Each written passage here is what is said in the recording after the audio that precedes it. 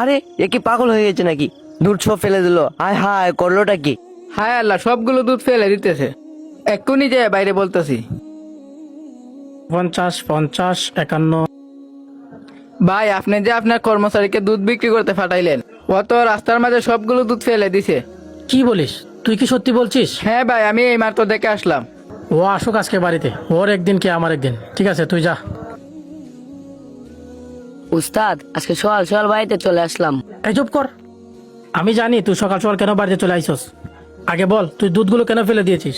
উস্তাদ, আমার বেতন থেকে সবগুলা দুধের দাম কেটে দিবেন। এই, তুই কি আমাকে টাকার গরম দেখাস? তোর তো সাহসটা কম না। আগে বল, তুই দুধগুলো কেন ফেলে দিয়েছিস? উস্তাদ, দুধের মাঝে একটা তেলাপোকা পড়েছিল। কি রে, আজকে তুই দুধ নিয়ে আসতে এত দেরি করলি কেন? আমি অনেকক্ষণ ধরে দাঁড়িয়ে আছি রাস্তায়। ও ভাই, আজকে আসতে একটু লেট হয়ে গেছে। জ্ঞান ভাই, আপনার বাড়িটা। আচ্ছা ঠিক আছে, এই নে।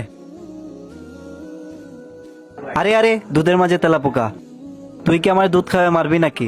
আরে তাই তো, কিছু মনে করেন না ভাইয়া, দুধগুলো আমি ফালাই দিচ্ছি। আরে দুধগুলো তো ফেলে দিলা, তোমার তো লস হয়ে যাবে। সমস্যা নাই ভাইয়া, এই দুধগুলো না ফেলে দিলে মানুষ যদি খায় ওদের অনেক বড় ক্ষতি হয়ে যাবে। হ্যাঁ, তুমি ঠিক কথা বলেছো। আপনাকে আমি আগামীকালকে দুধ দিয়ে যাব।